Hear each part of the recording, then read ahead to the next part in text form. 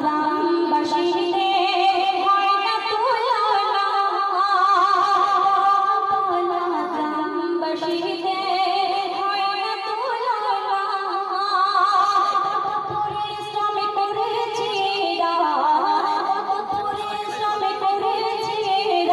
সাজিয়েছি মজমা, তাই তোমাদের তুলনা নাই নাই রে। আছো যত দাদাই তোমাদের তুলনা নাই নাই রে। আছো যত দাদাই। তারপরে এই কমিটির সভাপতি মাওলানা আলহাজ মাওলানা মুফাক্কার হোসেন, তাকে উদ্দেশ্য করে এবং সিরাজুল ইসলাম সাথে আছে আমার আব্দুল রহিম ভাই, তাকে উদ্দেশ্য করে কবি পরিচয় দেখে একটু শোনান। ওই আমার মুফাক্কির হোসেন ভাইয়ের মুখখানা কেমন যেন বর্ধমানের হৃদয়দানা। মুফাক্কির হোসেন ভাইয়ের মুখখানা যেন বর্ধমানের হৃদয়দানা। আর সিরাজুল ভাইয়ের রূপ দেখে আমার সিরাজুল ভাইয়ের রূপ দেখে আমার বাবলু ভাইয়ার লভ লাগে। ওই আমার মুফাক্কির ভাইয়ার মুখখানা যেন বর্ধমানের হৃদয়দানা। আর সিরাজুল ভাইয়ার রূপ দেখে বাবলু দাদার লভ লাগে। এরা দলে দলে গ্রাম পাড়ায়, এরা দলে দলে গ্রাম পাড়ায় চাঁদা তুলেছে। আর কত পরিশ্রম করেছে এরা, কত পরিশ্রম করেছে এরা মেহের গড় করে। তাই তোমাদের তুলনা নাই নাই গো। আছো যত দাদাই তোমাদের তুলনা নাই নাই গো।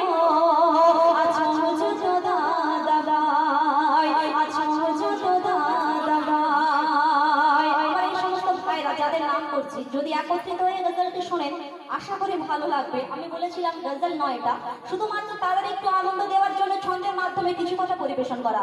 দেখুন তারপরে কি আছে, সাথে আছে আমাদের রবিউল ভাই, সাদ্দাম হাবিবুর, সাদ্দাম ভাই একজন সাদ্দাম শেখ এবং সাদ্দাম খান, সাথে আছে আকাশ। তাদের উদ্দেশ্য করে কবি পরের ছন্দে কি লিখছে শোনান। ওই আমার রবিউল ভাই আরে রূপ দেখো, কোথায় আমার রবিউল ভাই? ওই আমার রবিউল ভাই আরে রূপ দেখো কেমন ওই বারুইপুরের পিয়ারার মতো। বারুইপুরের পেয়ারা অনেক ফ্রেশ তাজা হয়, দেখতে সুন্দর হয়, স্বাদে না থাকে না থাক। তো সেরকম আমার রবিউল ভাইকে উদ্দেশ্য করে কবি বলছে যে দেখতে শুনতে কিন্তু অনেক সুন্দর, গুণ থাক বা না থাক, তাই তাকে উদ্দেশ্য করে বলছে কি আমার রবিউল ভাই আরে রূপ দেখো যেন বারুইপুরের পিয়ারার মতো। আমার সাদ্দাম ভাই আরে চেহারা দেখো কেমন ওই মালদা ফজলি আমের মতো। আমার রবিউল ভাই আরে রূপ দেখো যেন বারুইপুরের পিয়ারার মতো।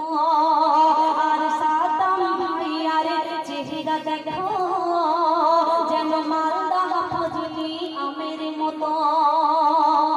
মালদা ফজলি আম বলে তাহলে খেয়ে নিও না যেন। দেখুন তারপরে কি বলছে কি এরা দলে দলে গ্রামে পাড়ায়, এরা দলে দলে গ্রামে পাড়ায় কত ঘুরেছে। তবে আমার মা বোনেরা, তবে আমার মা বোনেরা 10 টাকা দিয়েছে। তাই তোমাদের তুলনা নাই নাই গো। আছো যত মা বোন, আছো যত সন্তান। তারপরে আমার হাবিবুল ভাই সাদ্দাম খান ভাই, তাকে উদ্দেশ্য করে কবি তারপর ছন্দে কি লিখছে শোনান। ওই আমার হাবিবুর ভাই আর বড়ি দেখো কেমন ওই বরুণ ভাটার ইটের মতো। কোথায় আমার হাবিবুল ভাই আমি দেখতে চাই। আমার যে গজল লেখক সে যে গজলটা লিখেছে আসলে তাদের বডি ফিটনেসের সঙ্গে মিল আছে কিনা, তার ট্যালেন্ট কতটা আমি দেখতে চাই। কবি তাই তাকে উদ্দেশ্য করে বলছে কি, আমার হাবিবুর ভাই আরে বডি দেখো ওই বরুণ ভাটার ইটের মতো, আর সাদ্দাম খান ভাই আরে মুখের গুলি ওই শিমুলতলা হাটের গুড়ের বাগানে। আমার হাবিবুর ভাই আরে বডি দেখো যেন বরুণ ভাটার ইটের মতো, আর সাদ্দাম খান ভাই আরে মুখের গুলি শিমুলতলা হাটের গুড়ের পাটানে। আমার আকাশ ভাইকে সবাই দেখুন, আমার আকাশ ভাইকে সবাই দেখুন, যেন শুকনো বেগুন।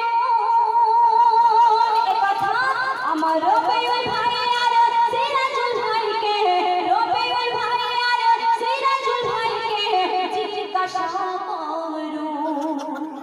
হাজিরা মিথ্যে কথা বলছে, কিন্তু তারা তো মিথ্যে বলবে না, তাই বলছে তাদের উদ্দেশ্যে কি, আমার সিরাজ